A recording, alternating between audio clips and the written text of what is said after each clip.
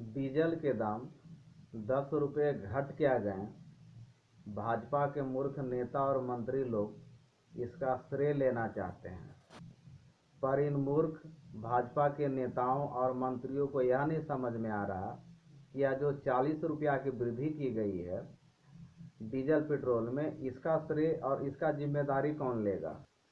नोटबंदी छोटे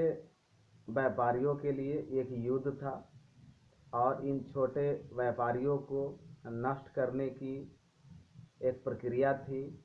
जो केंद्र सरकार के द्वारा किया गया। अगर नोटबंदी इतना ही सफल था तो इस देश से भ्रष्टाचार क्यों खत्म नहीं हुआ, काला धन इस देश में क्यों वापस नहीं आया, देश की अर्थव्यवस्था कैशलेस क्यों नहीं हुई, आतंकवाद पर चोट क्यों नहीं कर पाई केंद्र सरकार। और सबसे और बड़ी बात जिससे आम जनता प्रभावित हुई है, महंगाई जो महंगाई लगातार बढ़ रही है, इस पे कंट्रोल क्यों नहीं कर पा रही है केंद्र सरकार। इसका मतलब यह है कि यह जो नोटबंदी केंद्र सरकार ने किया था वह बड़े व्यापारियों को लाभ देने के लिए किया था और छोटे व्यापारियों को कुचलने का प्रयास किया गया और कई छोटे व्यापारियों का अस्तित्व इस देश से खत्म हो चुका है।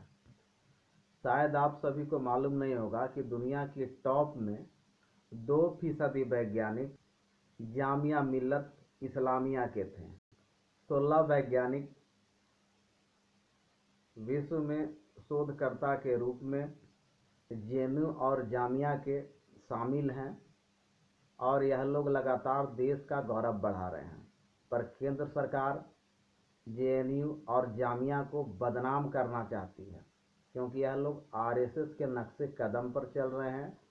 और हिंदू राष्ट्र के नाम पर यह लोग गृह युद्ध करवाना चाहते हैं। इससे देश की जनता संभल कर रहे इस भाजपा सरकार से, क्योंकि यह सरकार लगातार इस देश में जन विरोधी कार्यों को बढ़ावा दे रही है। आप देख रहे हैं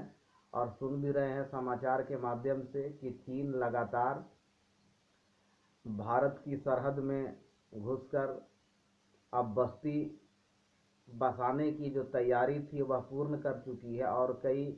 बस्तियों गांवों को बसाने का प्रक्रिया जारी है, पर यह 56 इंच की सरकार उसके आगे नतमस्तक हो चुकी है और हिंदू मुस्लिम के एजेंडे के साथ यह इस देश में वर्क कर रही है ताकि इस देश का माहौल खराब हो और आपस में लोग लड़ना शुरू कर दें। मैं वीरेंद्र पासवान, कांग्रेस ईटक, झारखंड।